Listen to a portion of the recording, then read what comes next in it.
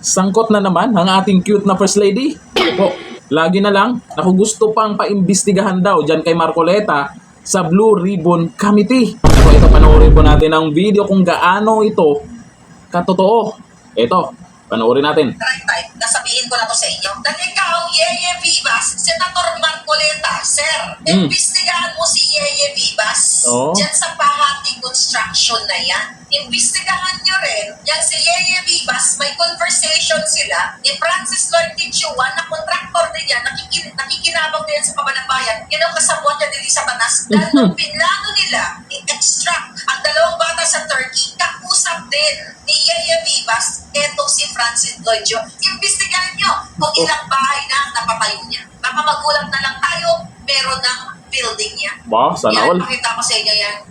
Yan si Francis Lloyd Tichua, Ayan na. kababayan, nakasabwat ni Lisa Banas sa pagkidnap sa dalawang bata sa Turkey. Bakit ko i-relate dito? Dahil itong si Chief of Staff ni Sandro na si Yeye Vivas, bago pa lang ikidnap ang mga bata sa Turkey, meron silang conversation ni Francis Lloyd Tichua. Ang sabi dito, sa nakakilala kay Yeye Vivas, ang last four ending ng kanyang phone number is 1322-1322.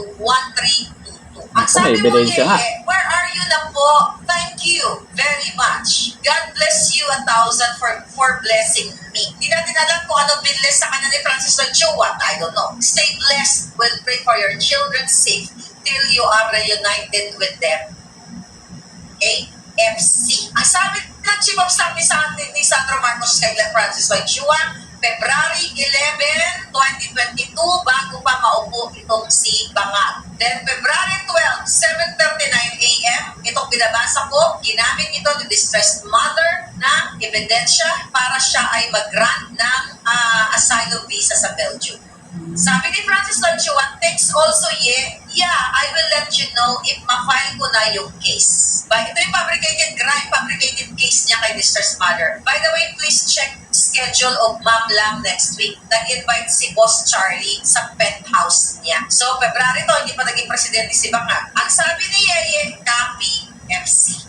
Kasi siya ang sekretary nila nung bago pa, ni Lisa Tanas, bago pa maupo si Banga. Then, sabi ni Francis Lloyd Tichua, Ma'am Ye, please advise lang para ma-file ko na ang kaso for the kids. Baka naman mas-scam na niya yung Turkish ambassador. Thanks much. Tapos, the week after, present tayo doon sa plan natin kailan. Kung ang kaso, fair and square, ang kaso ni Francis Lloyd Tichua, bakit idadaan niya pa sa now Chief of Staff ni Sandro Marcos na si Yeye Vivas? Naku, Sandro Marcos din. Pa niya si Lisa Tanas kung hindi sila nagsabuatan. Vice President Inday Sara, which is alam mo na ang kasong ito. Pag ikaw ay naging presidente na, dapat umat-atas ka ng matino dyan sa DOJ para panagutin lahat ang mga kidnapper na ito, itong mga illegal na mga contractor na ito. At sabi ni Yeye Vivas, yes, FC, yay! Ganyan-ganyan pa siya. Ayan yung conversation nila. Ayun. May hawak nga pala nga, ayun, ito si Maharlika kasi kaya matapang ito na kung ano yung mga pinagsasabi niya dyan at hindi napapatahimik ka, akalain mo ang dami niya nang inilabas na mga pasabog at laging sangkot po ang ating cute na First Lady dyan. Pero bakit hindi po siya napapatahimik, di ba? Lagi siya may pinapakita. Di ko lang po alam kung totoo o hindi yan. Pero ngayon, sa ipinakita na naman niya na ebidensya, di umano, sangkot na naman ang ating cute na First Lady dyan. Dapat talaga, mapaimbestigahan para maipakita sa taong bayan kung ano talaga ang katotohanan. Totoo nga ba itong mga ibinato sa ating cute na First Lady? Noon pa yan. Itong mga binabanggit ni Maharlika, noon pa yan. At sabagay, hindi naman habang buhay na puro na lang duda yung mangyayari natin dyan kasi mukhang walang, yung kaso na yan ay mukhang hindi gumagalaw. Darating ang panahon, yun nga, si Vice President Sara Duterte, malay natin, o malaki naman ang posibilidad na siya ang papalit kay Junior. Ay itong mga itong mga napag-usapan na to, ay malalaman natin kung totoo. Kasi kung totoo to, papalitan po yung mga nakapwesto dyan at talagang mapaimbestigahan. Pero sana po ay maisingit ito yung binanggit ni Maharlika, itong mga kumpanyang to, maisingit dyan sa pagpapaimbestiga ni Senator Marcoleta sa Blue Ribbon Committee. Sabagay mahaba pa yan. Itong ginawa ni Senator Marcoleta ngayon dyan sa Blue Ribbon Committee, matagal-tagal po yan. Kasi imagine na, umpisa pa lang, unang araw pa lang, at ang dami pang hindi sumipot ng mga kontraktor, ang dami na po nating nalaman. Mukhang lumilinaw na kung paano yung galawan ng mga magna. Pero umpisa pa lang yan.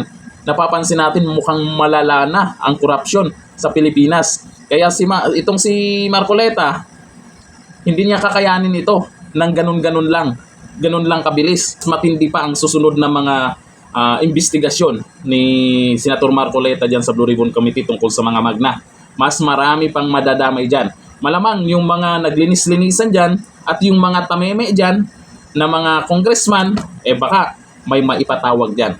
Sana naman, managot ang mga magna. Sobra na, di ba?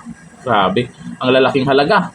O ngayon, paano nyo ibalik o i-file ulit ng impeachment complaint, yung 125 million na hinahanap nyo sa confidential fund ni VP Sara Duterte? O paano yan? Mukhang natatabunan na sa laki ba naman ng budget na hinahanap ngayon? Umabot na ng trilyon. Paano yan? Bilyon-bilyon or kung i-total natin, trilyon. O paano yan? Yung mga maiingay dyan doon sa impeachment VP Sara, tahimik naman. Ano ba yan?